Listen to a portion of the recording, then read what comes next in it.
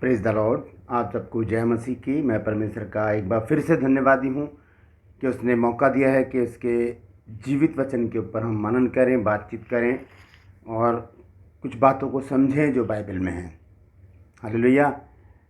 और हम देखते हैं कि पूरी बाइबल जो है वो विश्वास पर आधारित है। वो विश्वास जो हम प्रभु यीशु मसीह के ऊपर करते हैं, क्योंकि बाइबल की एक फेमस, एक बहुत प्रचलित आयत है, पद है, और वह है यूहन्ना 3:16, जिसमें लिखा है कि परमेश्वर ने जगत से ऐसा प्रेम रखा कि उसने अपना इकलौता पुत्र दे दिया, ताकि जो कोई उसके ऊपर विश्वास करे वो नाश ना हो परंतु अनंत जीवन पाए। हालेलुया। तो विश्वास जो है वो बाइबल का आधार है, और इब्रानियों 11 अध्याय पूरा विश्वास से भरा हुआ है। और 11 अध्याय, इब्रानियों 11 अध्याय और उसके 6 पद में हम पढ़ते हैं कि परमेश्वर के पास आने वाले को विश्वास करना चाहिए कि वो है, और अपने खोजने वालों को प्रतिफल देता है। और उसके पहले ही आयत में विश्वास की परिभाषा लिखी है कि अब विश्वास आशा की वस्तुओं का निश्चय और अनदेखी वस्तुओं का प्रमाण है। तो पूरी बाइबल हम देखते हैं विश्वास से भरी हुई है। यीशु मसीह ने भी कहा 15 अध्याय में कि जो विश्वास करेगा और बपतिस्मा लेगा उसी का उद्धार होगा। हालेलुया। प्रभु यीशु मसीह ने कहा मरियम से, क्या मैंने तुझसे नहीं कहा था कि तू विश्वास करेगी तो परमेश्वर की महिमा को देखेगी। तो यानी कि पूरी बाइबल हम देखें, अगर नया नियम जो है वो पूरा विश्वास से भरा हुआ है। पुराने नियम में भी विश्वासी लोगों का जिक्र है, जिसको इब्रानियों की पत्री ने खोलकर बताया है उन विश्वासियों के बारे में जिन्होंने प्रतिज्ञा की हुई वस्तुएं पाई और उसकी आज भी देखते रहे, लेकिन विश्वास में अटक रहे। हालेलुया। तो यदि हम विश्वासी हैं तो हमारे अंदर विश्वास ही बना रहना चाहिए। हम मरते दम तक विश्वासी रहें।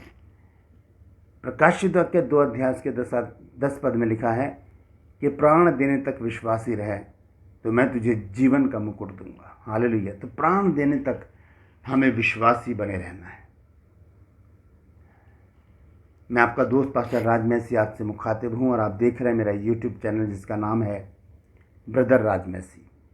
मैं आपसे गुजारिश करता हूँ कि आप मेरे चैनल को सब्सक्राइब करें, मेरे वीडियोस को लाइक करें, शेयर करें, और कमेंट सेक्शन में जाकर मुझे ज़रूर बताएं कि आपको मेरा प्रयास कैसा लग रहा है। हालेलुया। तो विश्वास के बारे में मैंने आपको बताया। अब विश्वास 4 प्रकार के होते हैं। एक होता है विश्वास, एक होता है अविश्वास, एक होता है अल्प विश्वास, और एक होता है अंधविश्वास। मैं यहाँ पर लिख भी रहा हूँ, आप देखते रहिएगा। एक होता है विश्वास, जिसके बारे में मैं आपको बता चुका हूँ। एक होता है अविश्वास, एक होता है अल्प विश्वास, और एक होता है अंधविश्वास। ये 4 प्रकार के विश्वास। तो विश्वास के बारे में मैं आपको बता चुका हूँ। दूसरा जो है वो है अविश्वास, यानी कि नास्तिकता जिसको कहा जा सकता है, जो परमेश्वर के ऊपर विश्वास नहीं करता, वो अविश्वासी कहलाता है। दूसरी चीज़ों पर विश्वास करते हों लेकिन जो परमेश्वर के ऊपर विश्वास नहीं करता वो अविश्वासी कहलाता है। तीसरा है अल्प विश्वास, यानी थोड़ी देर के लिए विश्वास किया फिर भूल गए। जैसे कि पतरस, जब वो पानी पर चल रहा था तब प्रभु यीशु मसीह ने उससे कहा जब आ, तो वो पानी पर चलने लगा, लेकिन जैसे हवा को देखा तो वो डर गया और पानी में डूबने लगा। तब उसने चिल्ला कर कहा, हे प्रभु मुझे बचा। मत्ती 14 अध्याय में हम पढ़ सकते हैं। तब प्रभु यीशु मसीह ने उससे कहा, हे अल्प विश्वासी, तूने क्यों संदेह किया। हे अल्प विश्वासी, तूने क्यों संदेह किया। ये प्रभु यीशु मसीह ने कहा पतरस से कि हे अल्प विश्वासी। अल्प विश्वासी कौन हो गए? ये जो थोड़ी देर का विश्वास किया फिर उसके बाद छोड़ दिया, ये हो गया अल्प विश्वासी। अब आखिरी जो बचा है वो है अंधविश्वास। आज इसी के विषय पर मैं आपसे बातचीत करना चाहता हूँ। हम विश्वासी होने के बावजूद भी हमारे जीवन में बहुत सारे अंधविश्वास भरे पड़े हैं। और वो अंधविश्वास हमें परमेश्वर से दूर ले जाते हैं, विश्वास से दूर ले जाते हैं और हमारे बने हुए कामों को भी बिगाड़ देते हैं। जो काम बनने वाला होता है वो भी बिगड़ जाता है। पहले हम देखेंगे कि ये अंधविश्वास क्या है। अंधविश्वास वो होता है कि हमने किसी भी बात पर आंखें बंद करके विश्वास कर लिया, प्रभु के ऊपर नहीं, किसी भी चीज़ पर और संसारिक बातों पर। मसलन एक छोटा सा उदाहरण बताकर मैं फिर एक वचन आपके सामने पढ़ूंगा कि ये कहाँ से आता है हमारे पास। आप जा रहे हैं कहीं और पीछे से किसी ने छींक दिया, आप रुक जाएंगे, अरे यार क्यों छींक दिया पीछे से, मेरा काम बना बनाया काम बिगड़ जाएगा। बाइबल में ऐसा नहीं लिखा कि कोई छींक दे और आपके काम बिगड़ जाएं। यदि आप विश्वास में हैं तो आपके काम को कोई भी बिगाड़ नहीं सकता। कोई टोक देता है पीछे से, अगर हम कहीं जा रहे हैं टोक दे पीछे से कोई, तो कहते हैं अरे यार क्यों आवाज़ लगा दी पीछे से, मैं एक बहुत ज़रूरी काम से जा रहा था, पता नहीं काम बनेगा नहीं। अंधविश्वास के साथ अविश्वास भी हो गया। कहीं भी जा रहे हैं प्रार्थना करके जाएं, परमेश्वर सक्सेस देगा, सफलता देगा। और भी बहुत सारे अंधविश्वास हैं हमारे जीवन में जिनमें हम जकड़े हुए हैं। हमें उस अंधविश्वास से निकलना है। अभी आप कहीं जा रहे हैं और रास्ते में क्या हो, बिल्ली रास्ता काट दी, अब रुक जाएंगे। चाहे वो काली हो, पीली हो, सफ़ेद हो, कैसी भी बिल्ली हो, आप डर जाएंगे, क्योंकि ये एक डर जो है आपके अंदर बचपन से डाला गया है। ये डर बचपन का होता है, ये अंधविश्वास बचपन से हमारे अंदर डाला होता है, क्योंकि ये किस्से कहानियाँ सुन सुनकर हम बड़े होते हैं। बिल्ली रास्ता काट गई और काम नहीं बनेगा। मान लीजिए कि आप बहुत दिनों से बेरोजगार हैं, बहुत दिनों से बेरोजगार हैं आप, और आपके पास कहीं से एक अपॉइंटमेंट लेटर आता है और आपको बुलाया जाता है इंटरव्यू के लिए, और आप घर से निकलते हैं और आप थोड़ा सा लेट हो जाते हैं या सही टाइम पर भी आप निकलते हैं, तो आपका समय, थोड़ा सा समय है वहाँ पर पहुँचने का, ऑफिस पहुँचने का। जितने क्या होता है कि आप निकले घर से और बिल्ली रास्ता काट दी, आप थोड़ी देर के लिए रुक जाओगे जब, तो वो रुकना ही आपको उस नौकरी से दूर कर देगा। समय निकल जाएगा, इंटरव्यूज हो जाएंगे, आपकी जगह कोई और वो नौकरी ले लेगा। तो इन चीज़ों पर हमें विश्वास नहीं करना, ये अंधविश्वास होता है। और भी बहुत सारी बातें हैं संसार में जिनमें हम लिप्त हैं, हमें इनसे बाहर आना पड़ेगा। ये क्या चीज़ है, ये वचन से देखते हैं पहले। मरकुस उसका 7 अध्याय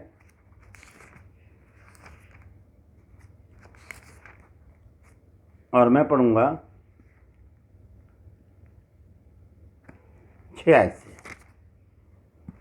उसने उनसे कहा कि यशायाह ने तुम कपटियों के विषय में बहुत ठीक भविष्यवाणी की, जैसा लिखा है कि ये लोग होठों से तो मेरा आदर करते हैं पर इनका मन मुझसे दूर है। बहुत महत्वपूर्ण है, यहाँ पर प्रभु यीशु मसीह हमें बात बता रहे हैं कि ये होठों से मेरा आदर करते हैं लेकिन इनके मन मुझसे दूर रहता है, और ये व्यर्थ मेरी उपासना करते हैं, क्योंकि मनुष्यों की आज्ञाओं को धर्मोपदेश करके सिखाती है। ये मनुष्यों की आज्ञाएं हैं, इनको धर्मोपदेश करके सिखाया जाता है कि ऐसे मत करना, ऐसे मत करना, ऐसे मत करना।